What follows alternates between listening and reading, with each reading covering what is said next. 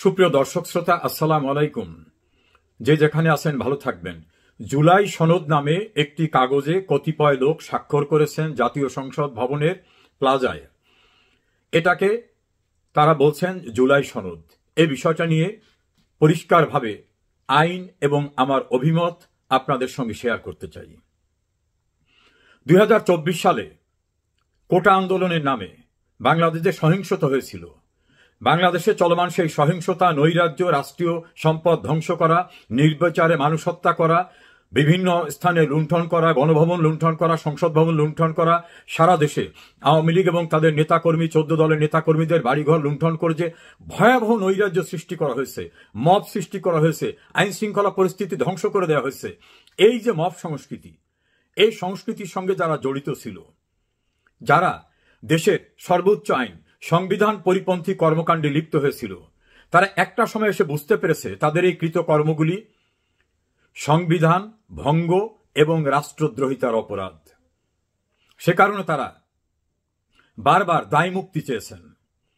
Doctor Yunus একটা notice দিয়ে দায় মুক্তি দিয়েছিলেন একবারে, কিন্তু এক্সিকিউটিভের নোটিশে যে কিছুই হয় না, এটা হয়তো তারা উপলব্ধি করে বলছে, না, ওই নোটিশে আমাদের কিছু হবে না, আমাদেরকে আরো দায় মুক্তি দিতে হবে। তখন কি করা, বলে নতুন একটা কাগজ বানানো হোক, সেটার নাম কি? জুলাই সনদ। এই জুলাই সনদ প্রথমে শহীদ মিনারের সামনে করা হবে, বাংলাদেশের সংবিধানকে ফেলে দিয়ে, সেটা পারে নাই। তারপর সরকার করবে, সরকার একা পারছে না, তখন বিএনপি জামাত সবাইকে নিয়ে লেজে গোবরে জড়িয়ে একটা নতুন কাগজ তৈরি করেছেন, নাম রেখেছেন জুলাই সনদ। এই সনদে কতিপয় রাজনৈতিক দলের কতিপয় নেতা স্বাক্ষর করেছেন, যদিও ডক্টর ইউনূস এর প্রোডাক্ট যে দল এনসিপি, তারা সেখানে যান নাই, স্বাক্ষর করেন নাই। বাম ঘরানার 4টি সংগঠন, তারাও স্বাক্ষর করেন নাই। এখন এই সনদটা কি? সনদটা হচ্ছে বাংলাদেশ এইভাবে চলবে, এইভাবে চলবে। আসল কথাটা হলো, জুলাই আগস্টে মানুষ খুন করা, লুটপাট করা, সংবিধান ভঙ্গ করা, নৈরাজ্য করা, নাশকতা করা, এইভাবে গণতান্ত্রিক সরকারকে উচ্ছেদ করা সহ যত অবৈধ কাজ করা হয়েছে, এই অবৈধ কাজ যারা করেছে তাদের বিরুদ্ধে কোনো মামলা মোকদ্দমা করা যাবে না, তাদের অভিযুক্ত করা যাবে না, তাদের দায় থেকে মুক্তি দেওয়া হবে। অর্থাৎ দায় মুক্তি। এই দায় মুক্তিটা হলো জুলাই সনদ। এখন এই সনদটাকে সনদ বলা যায় কিনা? আসলে না, এটাকে বলা যেতে পারে চুক্তিপত্র বা অঙ্গীকারনামা। যারা স্বাক্ষর করেছেন তারা যদি কখনো ক্ষমতায় আসেন, তারা যদি পার্লামেন্টে যান, তখন তারা আইন করে এই যে অপরাধগুলো যারা করেছে তাদের দায় থেকে মুক্তি দিবেন। তাহলে এটাকে আমরা ক্লিয়ারলি বলতে পারি যে এটা চুক্তিনামা বা অঙ্গীকারনামা, যে অঙ্গীকার করলাম, তোমাদের আর দায়িত্ব থাকবে না। এতেও জুলাই নেতারা খুশি না। তারা বলছেন এটা শুভঙ্করের ফাঁকি, এটা প্রতারণা, এটা জাতির সঙ্গে বেইমানি করা। এনসিপির নেতারা তাই বলছেন। কেননা তারা বুঝতে পেরেছেন এই চুক্তিপত্রের রক্ষা হবে না, এই অঙ্গীকারনামায় রক্ষা পাবে না। তারা হয়তো এটাও মনে করছেন 1975-এর 15 আগস্ট বঙ্গবন্ধুকে হত্যার পরে খুনিদের, অবৈধ ক্ষমতা দখলকারীদের পরিত্রাণ দেওয়ার জন্য, দায় মুক্তি দেওয়ার জন্য এরকম একটা কারবার করা হয়েছিল। 26শে সেপ্টেম্বর একটা ইনডেমনিটি অর্ডিন্যান্স জারি করেছিলেন তৎকালীন অবৈধ ক্ষমতা দখল করা মোস্তাক। এখনো কিন্তু যিনি এই চুক্তিনামার স্বাক্ষর করছেন, তিনিও কিন্তু অবৈধ ক্ষমতা দখল করা ডক্টর মোহাম্মদ ইউনূস।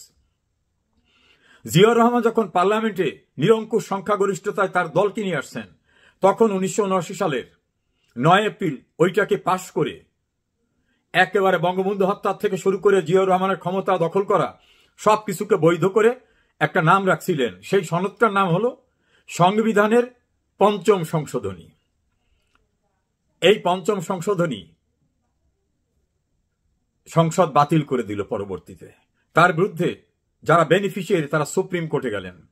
সুপ্রিম কোর্টের হাইকোর্ট বিভাগ এবং আপিল বিভাগ ওই 5ম সংশোধনীকে, বাতিলটাকে বহাল রেখে বললেন, যারা অবৈধভাবে ক্ষমতা দখল করেছে, যারা খুন করেছে, তারা এখতিয়ার বহির্ভূত ব্যক্তি ছিলেন, তাদের কোনো এখতিয়ারই ছিল না ক্ষমতা দখল করার, খুন করার। ফলে তারা যেটা করেছেন সেটা রাষ্ট্রদ্রোহিতা, নাশকতা, চর দখল করা এবং দণ্ডনীয় অপরাধ।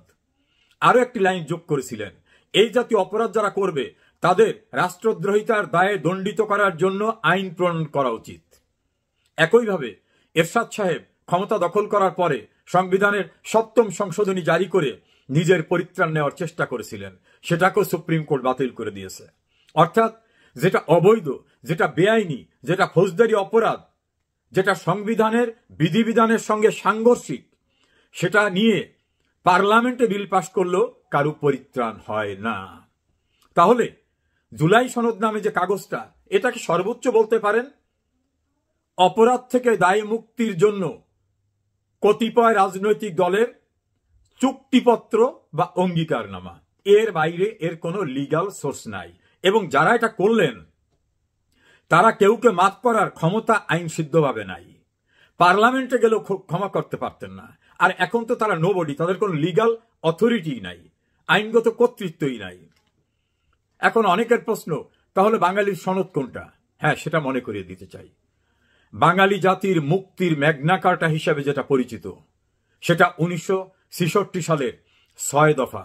সেটাই হচ্ছে বাঙালি জাতির আন্দোলনের ক্রমবিকাশিত একটি গুরুত্বপূর্ণ সনদ।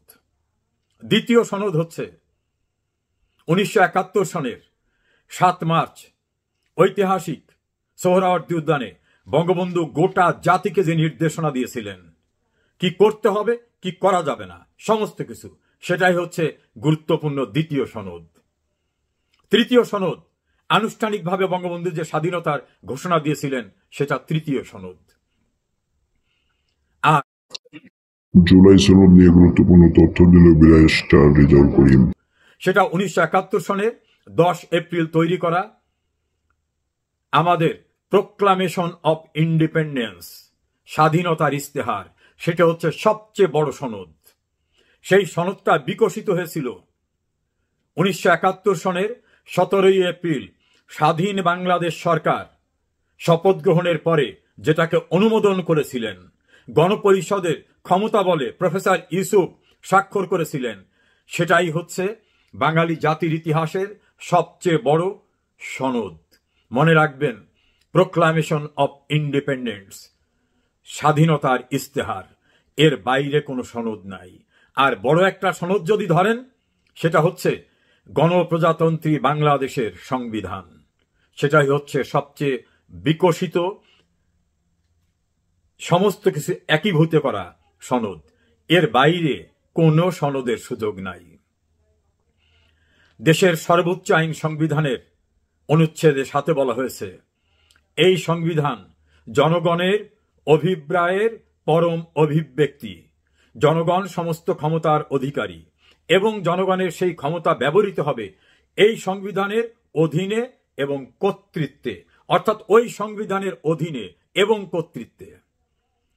এই যে যারা চুক্তিপত্র করলেন, স্বাক্ষর করলেন, ফেসবুকে দিলেন, সংবিধান আপনাদের এমন কোন চুক্তিপত্র করার ক্ষমতা দিয়েছে? দেয়নি। জনগণ আপনাদের ভোট দিয়েছে যে আপনাদের এটা করার ক্ষমতা দিলাম? দেয়নি।